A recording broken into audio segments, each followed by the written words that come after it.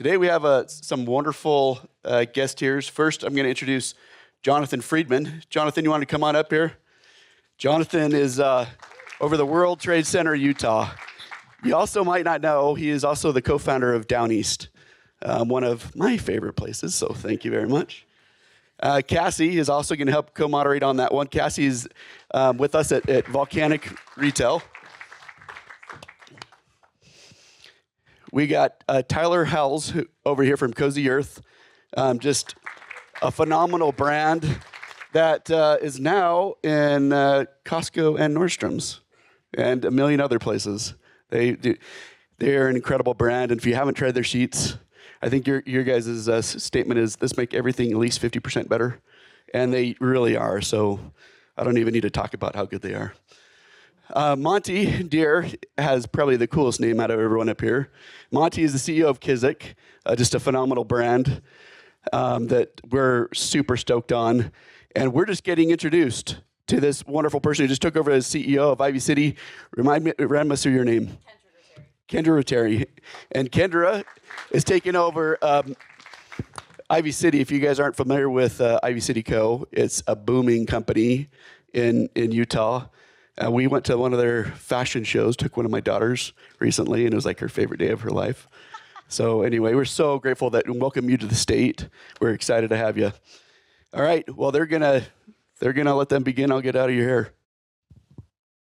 Thank you so much, Jeremy. This is awesome to be here, and I think we're all just really excited to just have a good chat with, greats in the industry. So we're going to dive into manufacturing global innovation, and really these brands specifically, I would love to just dive into innovation. Would you add anything else to that, Jonathan? Well, I'll just say that 95% of consumers, global consumers, are outside the United States. 85% of consumption is outside the U.S. So it's so important as, for a brand to not only source globally, which each of these brands, phenomenal brands, are doing, but also to export and to open markets around the world. So I hope at some point we get to talk about that. Awesome. Well, I think just kicking it off, I would love to know how each of you define innovation in the context of your brand, and a little bit more if you guys want to start in, how did you discover this? What did that process look like? Whoever wants to take it away, what does it look like for your brand individually? I guess I'll go first, yeah. Unless you'd like to go first.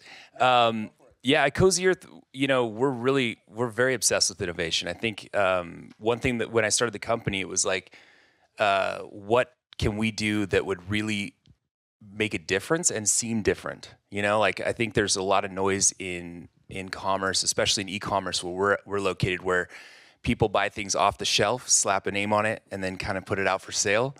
And for me, I felt like if I was going to share this with my friends and my family and people I cared about, that I really wanted the product to shine and kind of exceed their expectations. So the only way to do that for us was to innovate, was to go back. And for us, it was, it's ironic we're talking about manufacturing here, because for us, it was really about going to the source and the supply chain and going to, the fibers and how we could make fabrics better, how we could construct the product better, how could we make it fit better. So innovation for us is kind of at the core of what we do. One other thing I thought about when you were talking, the second part of your question, what was it again? How did you discover your innovation? Yeah, for me, the discovery was really just something that I liked. When I was a kid, I was obsessed with, I was a very tactile kid. My mom would give me a hard time. She'd say, you're always saying you won't wear certain things because it's scratchy or it's not soft enough. When I was 11 years old, I asked for my birthday for softer sheets on my bed. And we went... That's so great. We went all over town. My mom, bless her heart, went all over town trying to find those things. And I felt like everything felt exactly the same. Like the marketing was different. You see thread counts, you see all these different things. But really the difference was not there. And even 11-year-old me could tell the difference. Later in life, I just wanted to kind of figure that out. And as I started to get obsessed with fabrics, I tried to innovate and make something better. I do have to say, Cozy Earth did that. Just if you haven't ever tried Cozy, you're missing out. It's probably my wife already told me this morning that this was too much information, but I told her that I was going to be on a panel with you today, and I said, you know, I never wore pajamas until I started wearing. And she said, that's a little bit too much information, Monty, but That but makes I wear two of us. pajamas. I can't not wear them now. So you've done your job. So you want to go next, or you want me to? Go ahead. Well, you know, I am not the founder of Kizik. I am the CEO, and you know, maybe I'll start with where we have a founder who, Mike Pratt, who's incredible. He sometimes I think I'd like to have his brain. Most of the time, I think I'm glad I don't, because Mike just is always asking. He would be looking at this chair right now asking, okay, how could this be a little bit better? If I could lean back a little bit more. And he would be thinking about it, and then he would think, nah, that's not very commercial. That's not very scalable. But, I mean, he just thought for over some time, why do we put on shoes the way we do? They could be put on better. And he just could not get away from that obsession. And it's a $400 billion industry, so he just stayed after it until he invented not just one way, but every way he could think of. And then his team, and now I'm his team, part of his team, every way to make shoes hands-free. And that's how it began. And so I would say our innovation at Kizik means traditional inventiveness. But, you know, we've gone further than that. We can talk about this, but, I mean, we've built it into our core values. Our first core value is deliver AHA through innovation. And it's not just innovation in our product anymore, not just innovation in where we're going next with our product. It's also, you know, our marketing team delivers in a way that's very innovative. Things that, and I can give some examples of that, but we've broadened it beyond just our product. Mm-hmm. That's a good segue. Thanks, Monty, to what I wanted to talk about. I'm a new CEO to Ivy City. I've only been drinking from this fire hose for 5 weeks. And by the way, I love Utah. I moved from LA 5 weeks ago. It's a gorgeous state. You're very, very lucky to live here. And what a community. This is fantastic. The people here are so kind and wonderful and collaborative. So what we're, you know, Ivy City started as an organic mobile marketing brand, and it's very difficult to go from selling items on the internet to becoming a global brand, and they're doing it. So I think of innovation as not a static thing. It's always moving and it's organic. So I'm always looking at what innovation is possible and what stage of company I'm at and in what section of the business, right? You've got innovation in product, as these awesome people talked about. Then you've got innovation in marketing, and then you've got innovation in your SaaS platforms and your tech platforms and all that kind of stuff. So, but one of the things we're doing at Ivy City at this stage of our company, we're thinking a lot about design thinking. And design thinking is an iterative process that allows you to really listen to your customers and then iterate in all those areas. So that's a process, procedural, and cultural implementation that we're making at Ivy City right now. That's really, really important to us. And we feel it's integral to our scalability and our continuation of profitability. So we're really excited about it. That's amazing.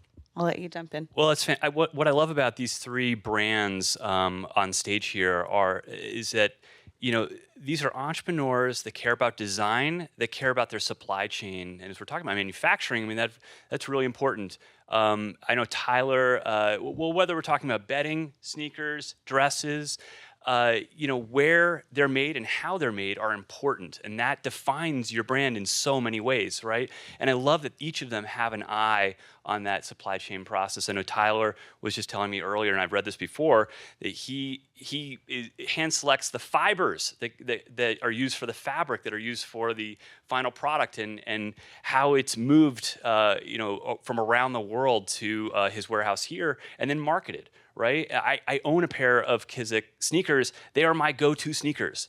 I mean, I love that Monty said, you know, you identify opportunity, or you make the product better, right? I think that epitomizes an entrepreneur. So and Ivy City with, you know, very innovative, having dresses that come in 20 sizes, so it can be from an adult to a matching child.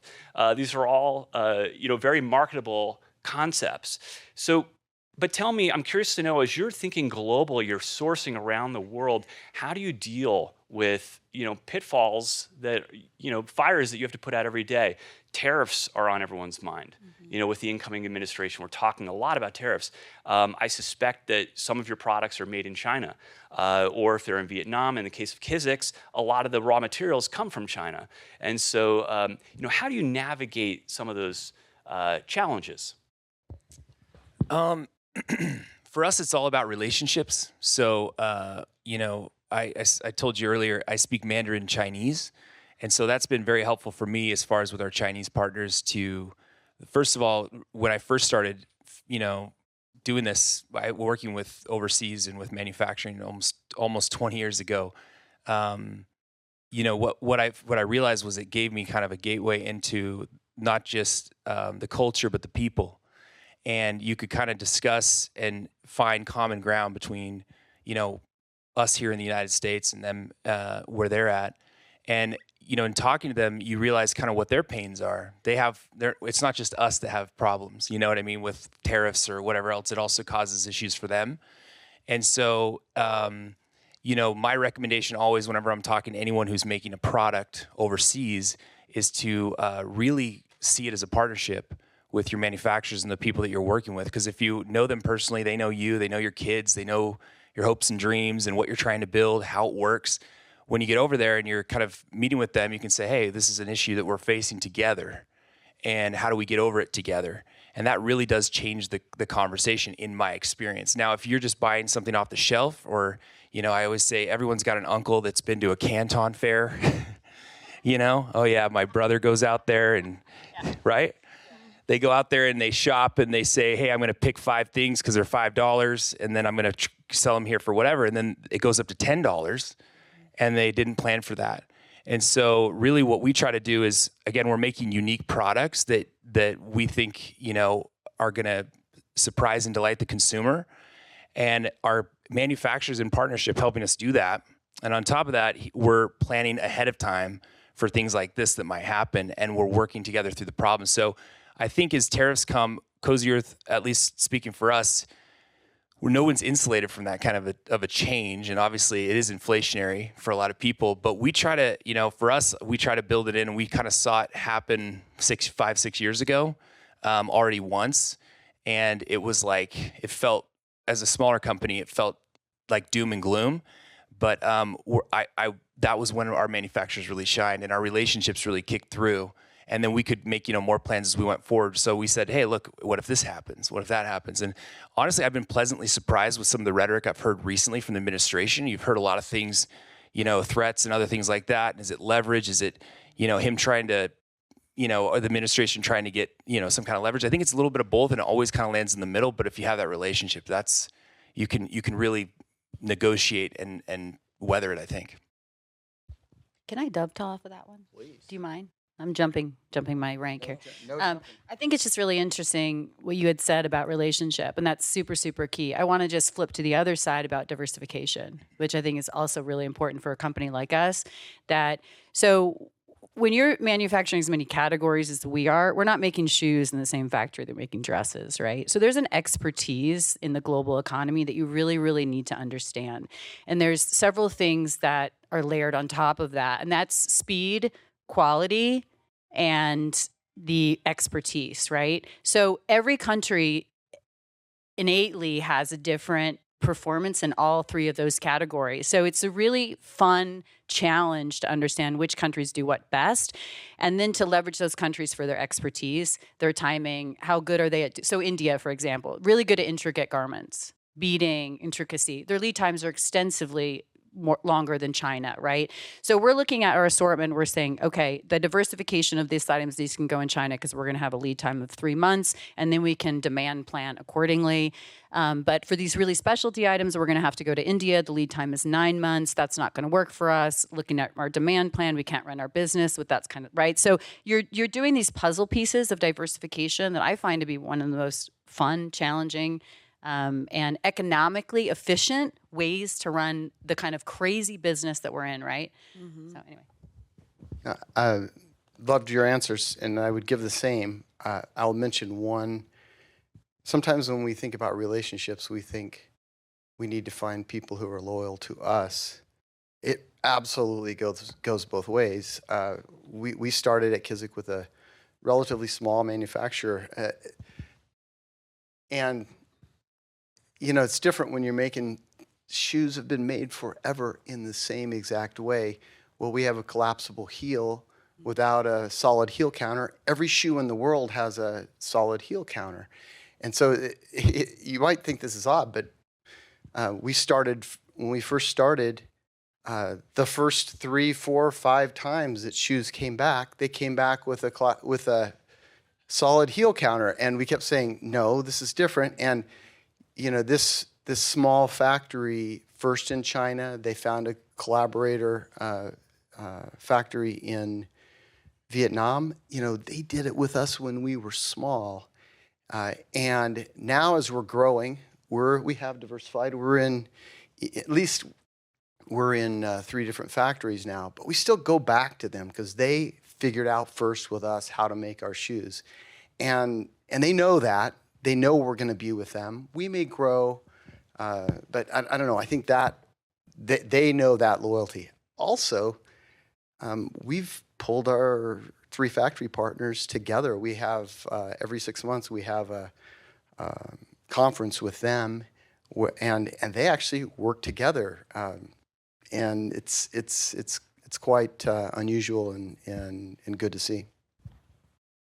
I think this is amazing, and I just love that you guys took the challenges and were empowered by them, and the questions that come out of them, and okay, well, we got to be ready for this, and what does that look like? How do I make it happen? Who makes what, where? And just those questions that become that discovery of what's next. And yeah, you guys are entrepreneurs, so you're going to be inspired versus like stuck, which is really cool, really cool. I would love to jump. I'm just going to flip through here really quick just for time's sake. With specifics, with your brands that have been so successful, what metrics or KPIs do you use to assess the impact of your brand's innovation on performance and consumer perception too? So like what are you guys using right now that's helping you in that discovery process? So how do we determine if we're being sufficiently innovative? Yes, sir. Yeah, I think, well, I think I'll mention a few things. I hate when people follow and knock off and fast follow. It's happened to us. It certainly is a sign that we're being innovative, though, right?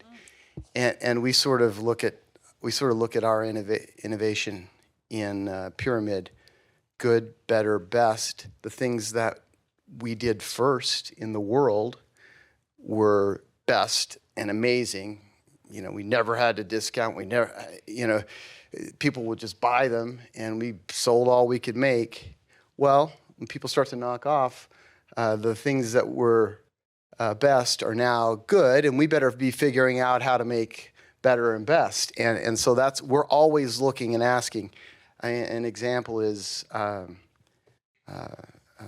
we introduced boots, and one way we do it. We'll come back to how, but you're asking, what are the metrics? The metrics are people buying our stuff off the shelf, and we don't have to discount it. It just goes out the door. That's what happened to boots with us this year.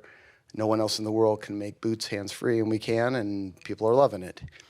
I think I would say one other thing, just one other unique thing that we did a few years ago is we looked at how we could be measured, and we thought, let's see if we can be recognized in the industry, in serious industry trades, at least 2 or 3 times a year as most innovative. And that's a metric that if we're getting recognized as trendsetters, most innovative in our category, creators of a category, and I would also say level of press that's talking about us, even without us, organic press, even without us pushing too hard. Those are all measures that we watch to see if we're being sufficiently innovative. Good answer. Well, you talk about competition, and you're each experiencing exponential growth year over year, really impressive. So, how does the competition drive, or what? How does that affect your focus? As you look to continually expand and grow and reinvent yourself, how does that help or hurt, your innovation? I would say for us, we don't spend a lot of time looking in the rearview mirror. We definitely are aware of the industry and what's available out there. What we try to do is, and this goes to a little bit of what Monty just said. What we really try to do as well is get into empathizing with our customer. So we try to think about, we're really obsessed with time of day. So we are focused on, you have your 9 to 5 that you work. We're obsessed with 5 to 9. We call it your 5 to 9, your favorite part of the day. Like you've worked all day long, you get home, you get in your comfy clothes, you get into bed, you might watch a show, you might reconnect with your loved ones. Like we're thinking about this time of day. And so we're like, what kind of products can we make? Can we innovate? Can we connect with them to get the right feedback that would be, good for them? And I think about it like you're painting, hopefully a masterpiece, right? And it's the way that we do it is going to be unique to our hand. And if copycats come along or people say they want to be like you, it's a tremendous compliment. It is annoying, but at the same time, as they come by, they can't paint exactly the way you painted. And if you're really going in detail, hand by hand by hand, and you're trying to make something unique, and you're really trying to connect with that consumer, you're establishing really a trust with the consumer, mutual trust, that they know that if you come out with something new, that you thought about them, and that you already resonated with them on that, part of their lifestyle.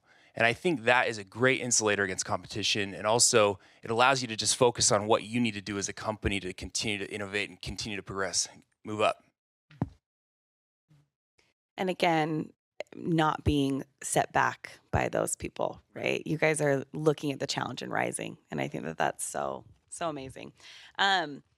Okay, in your opinion, what emerging trends should brands be paying attention to in order to stay ahead of innovation? Like, what are we looking for right now? Marketing trends, right? I mean, let's all be honest. It's a beast. The attention market it's difficult. It's what we're all in the attention market. If you think you're in a different market, you need to check yourself. We're all in the attention market, and it's a finite resource, and it's only getting less and less for all of us, right? We're in it, and as entrepreneurs, we're also selling to it. So, how are you using people's attention? How are you working to get their attention? Once you have it, what are you doing with it? Are you giving them value? Are you solving a problem for them? I think a lot of people look at our company and think, oh, well, you're a dress company. You're not solving any problems. Oh, hell yeah, we are. We listen to our customers, and they may not be the same problem that you have at Cozy Earth or that you have, right? But we're solving problems for our customers. And again, to the empathy, we are listening to them, and we are iterating on what those solutions will be. So again, I think attention and how you're using it and how you're repaying your customers for giving it to you. And also, I know the buzzword of the year, but AI. Don't be afraid of it. You can use it to the capacity that you have the tolerance for it, right? And I think technology is innately agnostic. I say that about dating apps too. People get very frustrated and no, technology inherently is agnostic. How you use it and the values you apply to it become what it means for you. So don't be afraid of AI. And there's a lot of easy uses for it that you can save time in your company for just copywriting and small things like that. So, yeah, thank you. I appreciate it. Well, you talk about solving customers' problems. I've always found as an entrepreneur that is key, and it came up twice. As we think about being innovative, reinventing ourselves to stay ahead of competition, to continue exponential growth, that's going to be key. You're not going to be selling your products or services unless you are solving someone's problem. Give us a sneak peek into what's coming next. How are you enhancing your offering, or what marketing tactic are you finding most helpful? Well, the reason why I came to Ivy City was because you cannot buy and you cannot replicate authenticity. Some brands have it, and some brands will never have it. And the brands that started organically, some of them weren't able to scale that authenticity and lost that when it became 30, 50, $100 million. The amazing founders at Ivy City have that innately in who they are, and we have the ability to scale that. So that's one thing that I'm really, really excited. I'm sorry, repeat the question one more time. I got thinking about something else. Sorry. What's next? Yeah. Sorry. Yes. Yep. So maintaining that authenticity and expanding our brand. We primarily are a dress brand right now, but we look at your closet as a piece of real estate that we're coming for. And brands look to own slots of that real estate, right? Because another finite resource is the amount of space, amount of items. You take the top of the closet. We'll take the bottom. Great. I love it. We'll take everything. You're in a different closet. You're in a linen closet. Stay out of my closet. So we're expanding categories, and we are going to take more of those real estate slots in your denim and your pants and your tops, because we do have an incredible product to offer, and we do have an incredible original point of view. So category expansion, that's what's next for us. I'd love to dive a little bit deeper here for each of you on, as a brand, you hit it a little bit, the authenticity. As you grow, all of you guys have hundreds of thousands of SKUs by now that you've been able to put in the world. How did that process look, where you're like, we have one product, it's our baby, and now I'm ready to grow? How did you find the manufacturer that you knew you trusted to build new products? What did those maybe sticky points feel like? And maybe just some of those challenges in that manufacturing piece. How do you grow? It's a lot harder at the beginning than it is later on. I think even later on, it gets hard because you don't, as you get, our company, I was the only employee for the first 5 or 6 years of the company. So there wasn't anyone to really talk to about that problem. I would kind of invite my friends. I'd try to convince them to come to trade shows with me, and I would try to do all those kinds of things. And really, it was me and the manufacturers.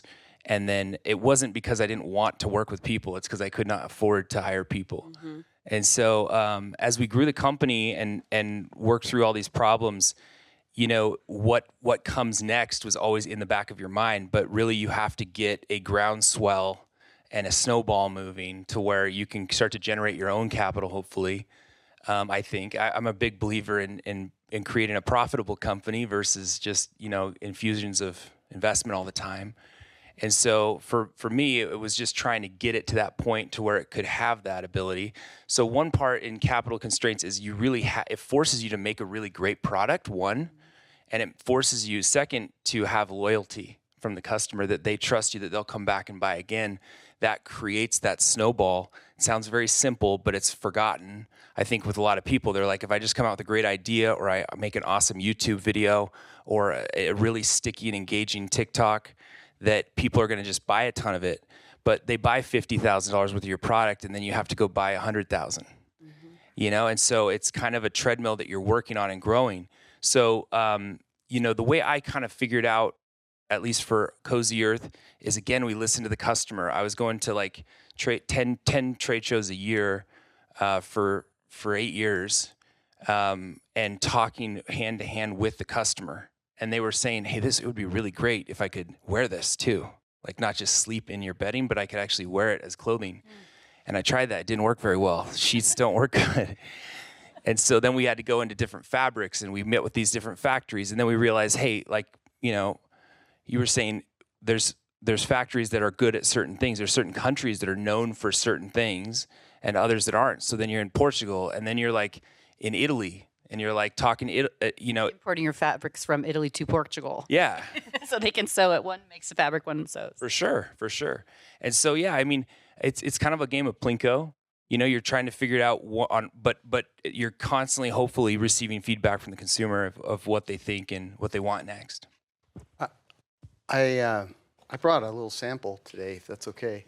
I wondered if we would be talking about consumers and what they ask for. And, I think what we look for is what consumers ask for and the overlap between that and what are we really great at? What can we do that no one else can do, or no one else can do as well?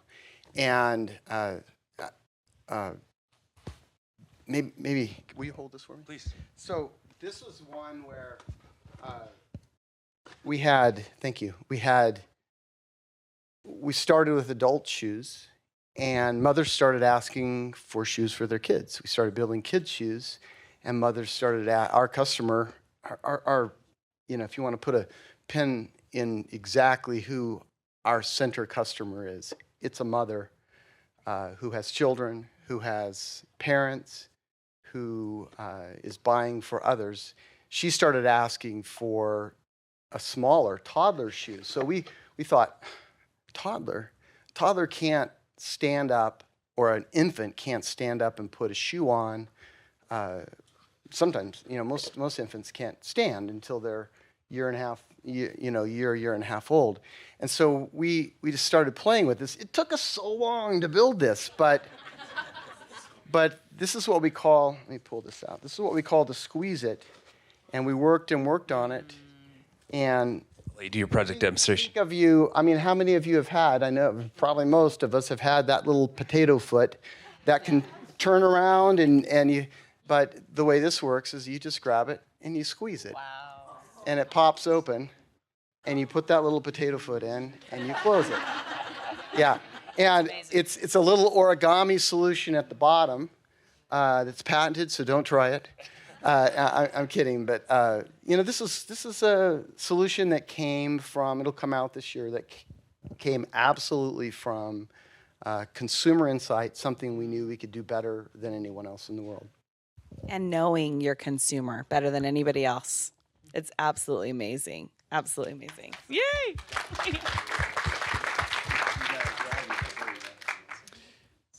As we look at our need to continually diversify our supply chains, with these geopolitical challenges that we see that just pop up out of our control, how do you maintain? You don't want your customer to notice any difference, right? If you move operations, at least in part, from China to India or Indonesia or wherever it is, you want to make sure you maintain your brand consistency. How do you do that when you may need to be nimble and move quickly in order to, radically change the economics of your business? This is an inherent problem to our business, right? You get a great thing going, and it is really checking for you, and the COGs and the markup are incredible, and then the vendor says, oh, I don't want to do terms anymore. Or, half of my staff went home for Chinese New Year, and that only half of that half are coming back. So now I don't have the that factory capacity just dropped by 50%. And you have to literally quickly knock off your own product. Very consistent issue. My experience has been that transparency with the customer is the best route. I didn't always use that philosophy, trust me. And a lot of people are not using that philosophy today. But if you were doing things right and your customer is engaged with your product, they're going to notice the difference. And I actually like that. If they're noticing, that's something I want to know. They noticed. So that's big. And I'm going to be transparent with them about it. I don't know if I'm going to go down to a level of telling them that our factory had a fire internally and they're no longer able to produce our goods. That's not the kind of transparency I'm talking about. But the kind of transparency about why we did it and the benefits that it could potentially bring. And there's ways of doing that in a fluffy marketing way. But I have found that can be a way to bridge that. That's always happening. And other times there's a little bit of hope and pray.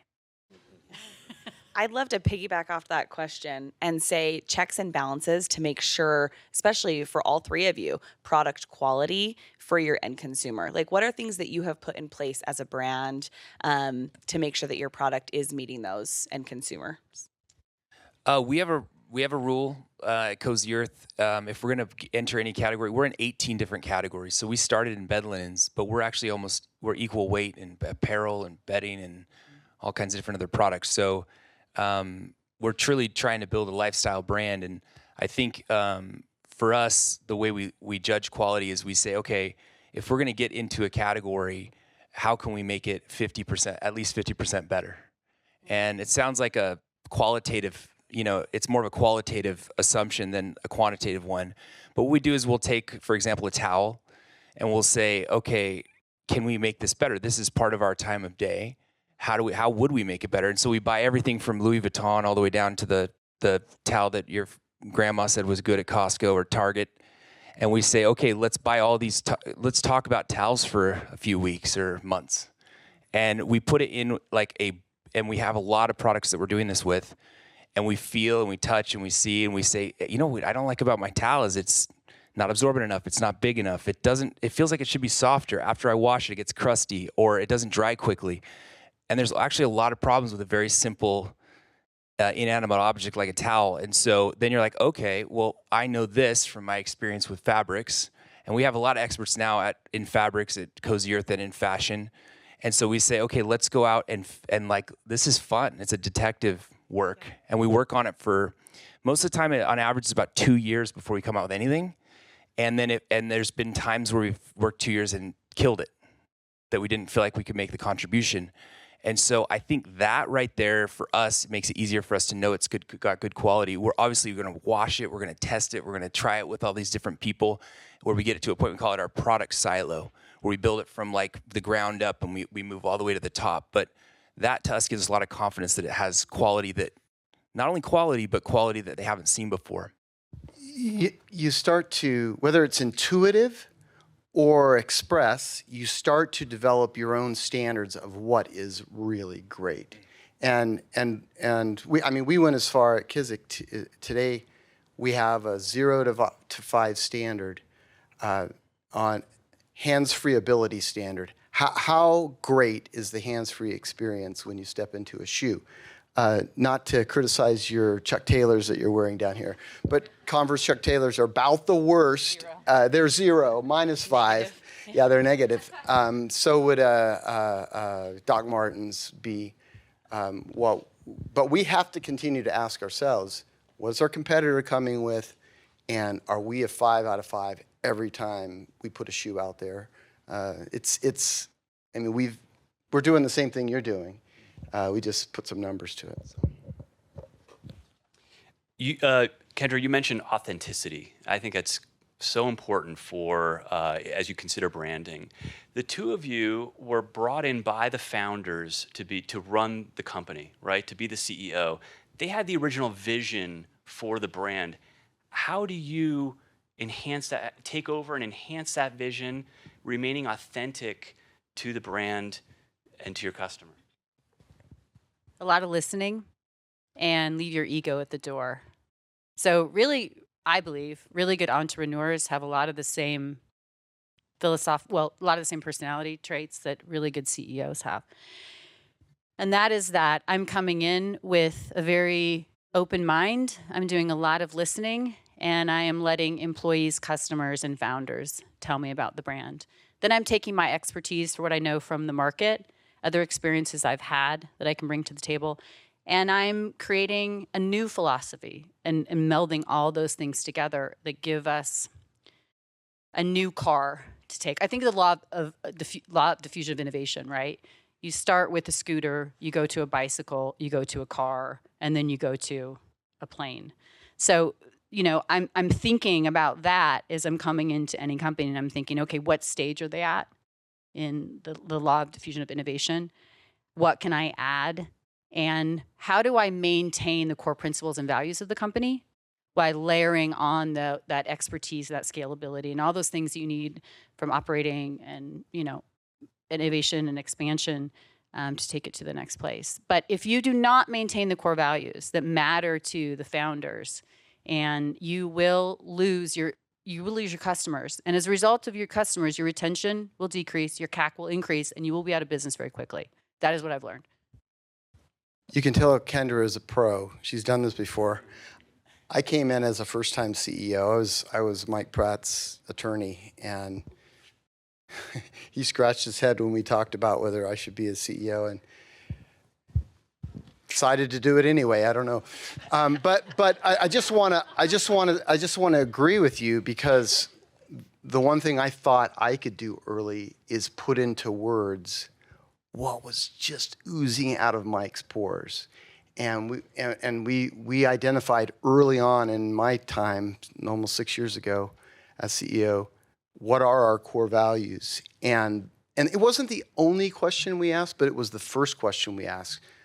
What is Mike thinking? What was he thinking? What drove him to do this?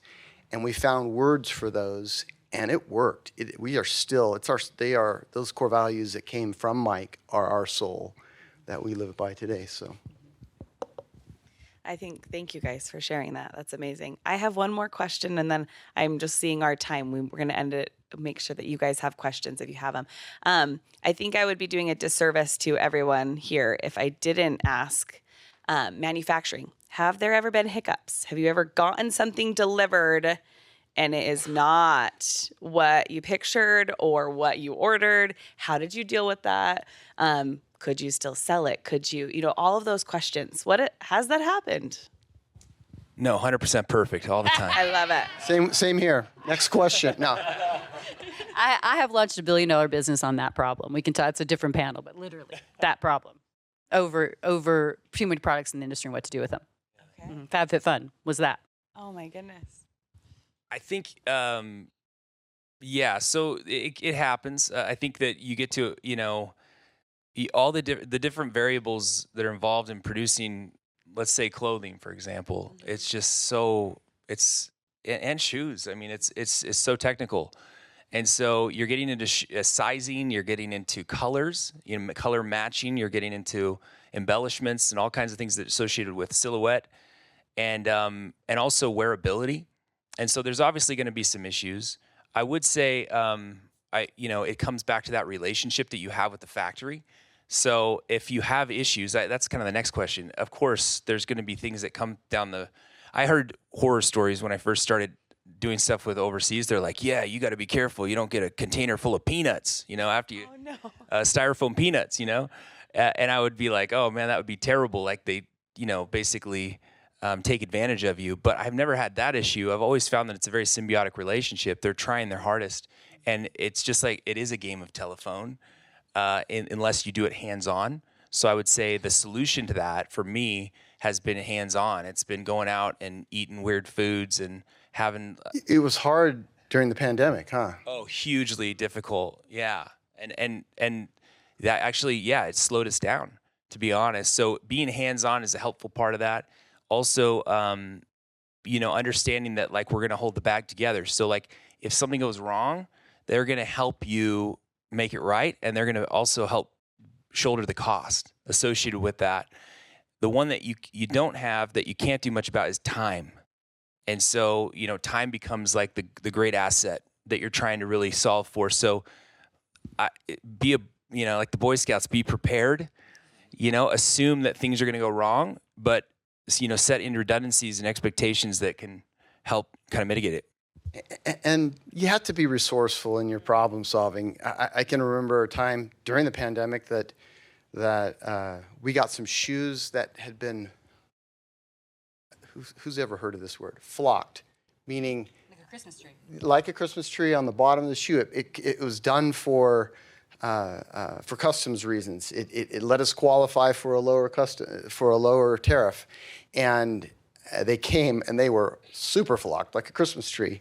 And if you stepped on them, you would slip. And, we thought, what are we going to do? Well, our manufacturer put 3 people on a plane and met us in LA. We took 6 people from here. We got Sanders out in the middle of this 3PL that, they're just good partners too. And we sawed off the flocking for 6 days, and we sold our shoes. And you also, this is probably more something I shouldn't share, but you were always asking the question, is this too much? Can we still sell this? Can our customers still have a good experience here? Or do we have to start over or send it back? Or, it's hard. It's problem solving. You just solve the problem. I know as a past manufacturer of tens of thousands of products. Every single product has a story. Even if you're reordering, there's a story to it, and it's just a dance throughout the entire production process. I just have one last question before we open it up. Tyler, as an entrepreneur, as a founder, and as someone that is continuing to scale their business, I love what you said in the beginning about how you wore all the hats in the beginning. You know, there was just a couple of you, 1 or 2, 3 of you. How do you, because there's lots of entrepreneurs out here that are, I'm sure, are dealing with this. How do you relinquish control? How do you bring people in to help you scale your brand? Well, after 6 years, I got to the point where I just like begging people to help me. So I was lucky in that sense. I think that everyone's different. I ran into an entrepreneur at a Meta conference recently who was like, man, I'm gassed. I'm so tired. It's just been so horrible. And I said, how long have you been going at it? And he's like, 3 years, man, 3 years. And I was like, okay, well, he's like, how long have you been going? I said, 15. 15. You know, he got really, he was offended almost that I'd spent that much time on it. But I think I got to a point where I knew that there were people out there that knew things better than me. I also knew that there were people out there that wanted as badly as I did to learn and to know what was right for the company. And so a lot of the people at Cozy Earth, I'd say pretty much all of them are homegrown, which means I didn't go poach them from another company. And this is a very unique thing, is that our people were built from the ground up just like me. They were, except they were smarter than I was at the beginning, you know? So they had unbelievable, talent. And there were people who did have some experience, like, who actually did work at other companies, but I didn't like say, hey, I want to go grab the such and such of this company and pull them in and then have them make it here. Cause it's kind of like, it can be difficult. So what I wanted to do is just get people who needed a win like me.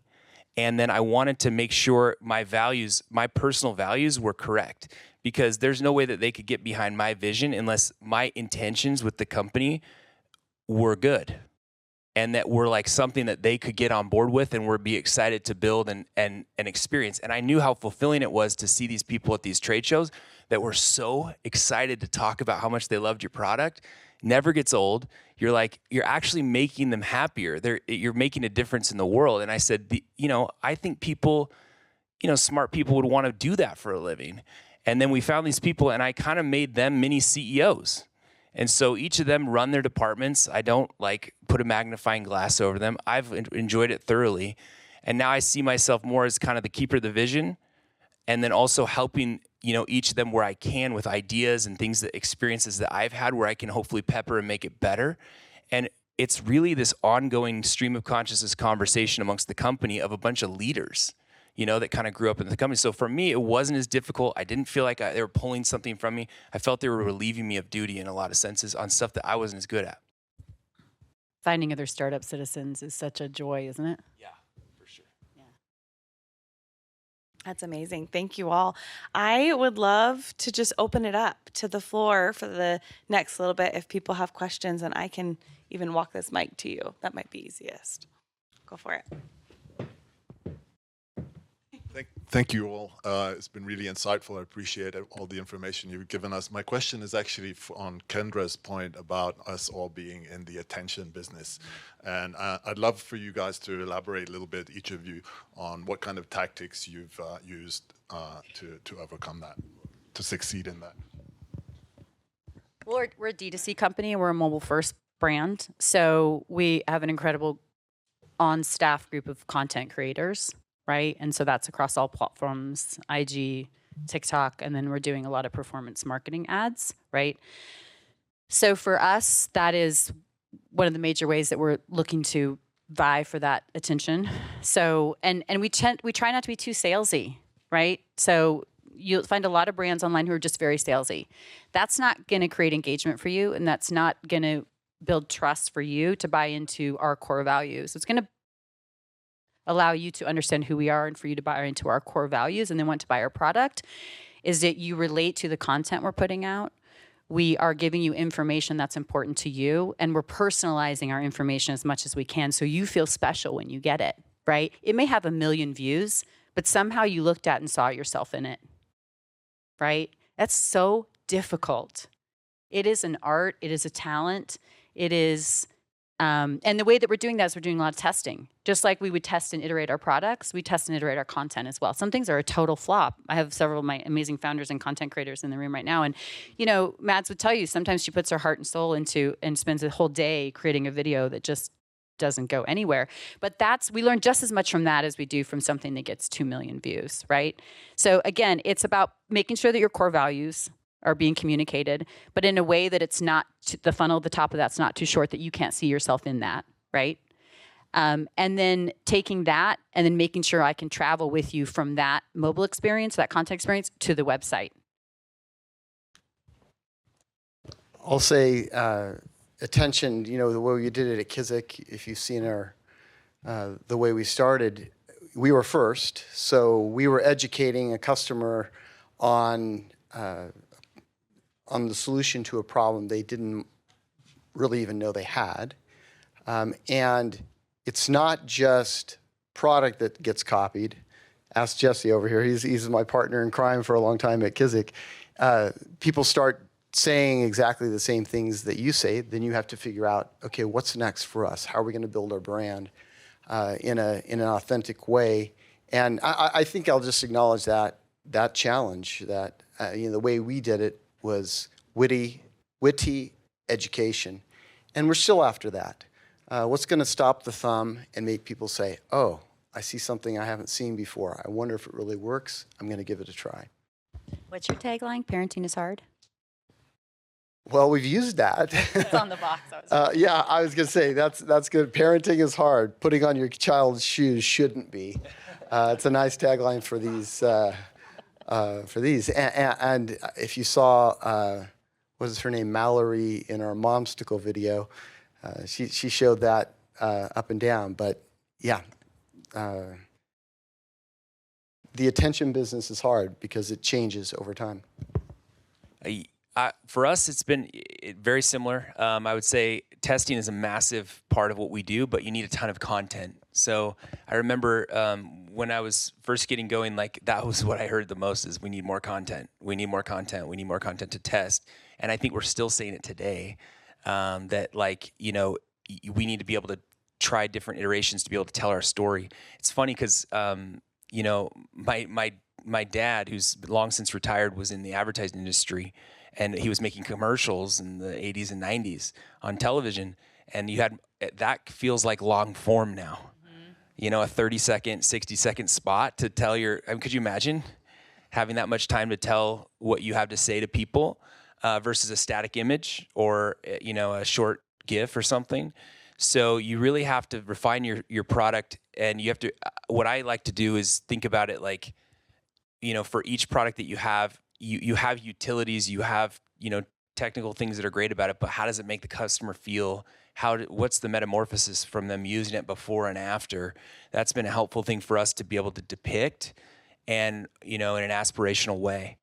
And so I think that, testing different iterations of that's on brand, and then not being afraid to take a Hail Mary every once in a while. Like I always tell the marketing team and creative, don't get too stuffy and think that you're too good for a funny video or a monkey jumping on a bed, or something like that. Like sometimes it's just got to rattle it out because there's so much media being thrown at us today. Well, and sometimes it's our customers and our influencers that even though they don't spend all day with the product, they get it right. The UGC always, UGC wins every time. It does win. It does win. If you can get it going and get it. Nothing like a testimonial, right?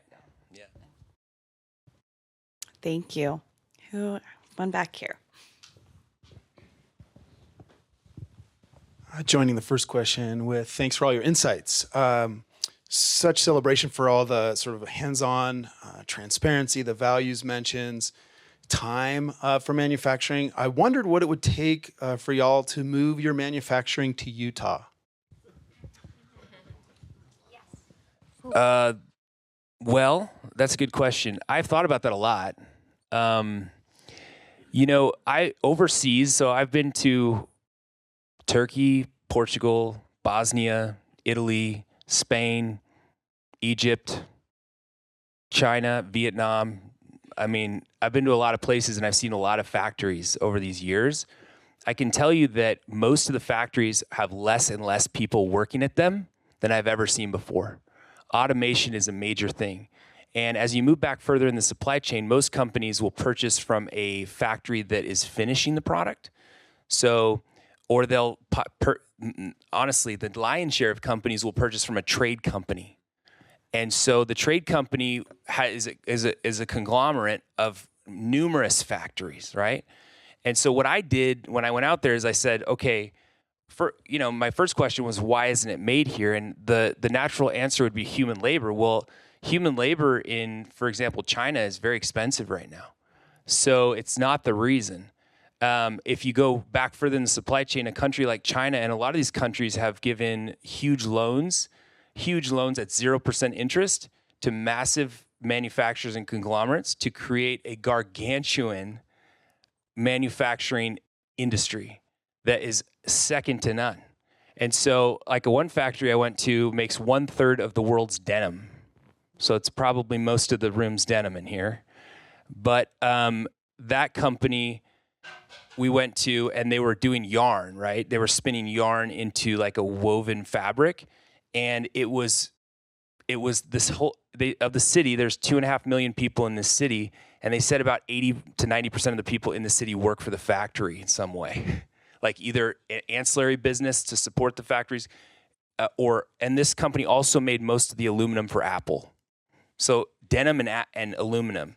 So what would happen is the country would take these different massive manufacturers and smash them together so that they could get scale, and then they could get better loans to be able to inject capital into their business to make it. Do we have that kind of system here in the United States? Unfortunately, no.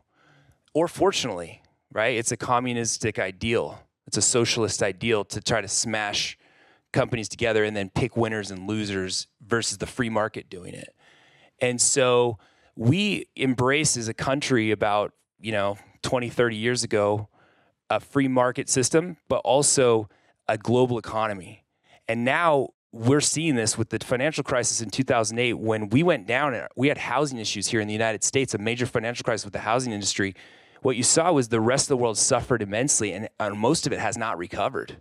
If you look at Europe, what happened to that over that period of time, because we're all now so interconnected. So the question of just how do you make a set of pajamas here, you could easily do it. I don't know that you could get the quality. And that's the big question and price is a big one too.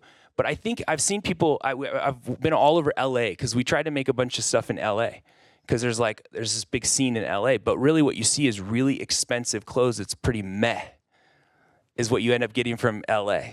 And so, sorry, but it's the truth. It's not the best of the best in the world. So if you really want to do that, it's you got to be competitive. You got to embrace, what the construct is now. I'm open to creating something here, or supporting something here. I'm not a manufacturer, but yeah, that would be a tall order, I think, for sure. I come from LA and have produced hundreds of thousands of units there. It's true. And I have a hard realization that I've come to, and it's not that I like it, but I have been unable to get the customer to care that much about made in LA. I'm sorry, sustainability is the same thing. We all have principles that we want to value, and then when it comes to hitting our pocketbook, we just don't shell out the dollars for it. And that has been my long-term experience. The sustainability and made in USA just didn't move the needle. I would say one more thing. I'm sorry to talk so much, but you all are doing great on this question, I think. I think stay silent. No, one more thing I would say is it's not in defense of other countries or against American jobs. We're working on furniture right now, and I did find some amazing furniture made in North Carolina. Mm-hmm. And so I will say that. But it's always this mix, right? Because we care about sustainability a lot at Cozy Earth. And so one thing is like we're making a chair, and the way they make this chair in Bosnia is like handmade. The way it feels and it sits, it's so incredibly, it's like seamless. And then they plant a tree in place of every single one that you buy, and then you can You can look at a barcode and look where the tree is in Bosnia, which is a war-torn country who's been through a lot. And when you go out there, you should see the pride in these people's eyes and faces to talk to you about, they were escaping, this guy, him and his brothers were escaping their house when they were 6 and 7 years old when their house was being bombed. Their dad died in the first month of that war. And they're now building something together with a group of people that's sustainable and awesome. So I'm kind of weighing, like, is this a good thing for society in general, or is this a bad thing? Is this protectionist, or is this like embracing the kind of the human family? And so I kind of think about that, but then also I'm like, I got to get quality, and the quality is better for this chair. But the sofa that we're working on, North Carolina is doing it the same way they've been doing it 100 years. So I'm like, let's make it here. This is a perfect example. So there are some places you can still find it, right? To follow up to the same question, semiconductor industry. We're manufacturing in the United States. That's awesome. I mean, how much is, well, I mean, you know, we all know that. And it's because we want to. And because we're getting state governments and local governments to support doing that. This person's question, how much of it is on us to make that answer to your question different based on, well, here's an example in semiconductor. I would say that It all have to be, you know, national interest only. And then there's that case for that as well. with all due respect to your question, semiconductors aren't purchased by the general consumer, and it's not a competitive market. I would say that's the biggest thing I would say about it. The price competitiveness is not there, and it's not a consumer market. I think it's great that the government, like you said, the people want it, right? Microchips, same, like, you know, microchips, they're putting a lot of money into that. Well, Tesla. And I think there's plenty of people in here that are have a microchip. Sure. The reason Tesla exists today is because of the government intervention, of them providing, you know, subsidies for those cars being built and the electric car industry. So if the people want it and they do make the effort to make it happen, then yeah, it can happen. I will tell you the one thing I've noticed about specifically China, because I've looked at all these countries, they want to get rid of simple manufacturing. They're moving a lot of it to Southeast Asia. In fact, Lululemon said yesterday that only 3% of their products are made in China. It's mostly in Southeast Asia because it's cheaper. And if the reason they're trying to do that is because they want to make more semiconductors, because it's a higher skilled workforce. The education of the actual workforce and the people who work there is better. They want to make more CAT scan machines and airplanes, and they want to make software like the United States because it improves the general lifestyle of their society and increases their economy. So there's some economic questions, macro and microeconomic questions that kind of come into play too with simple manufacturing. I'm like looking at our time and realizing that we are out of time. But we'll make sure to come over to you after. But I just wanted to take time and just say thank you so much. This was absolutely incredible. So thank you. Good to meet you.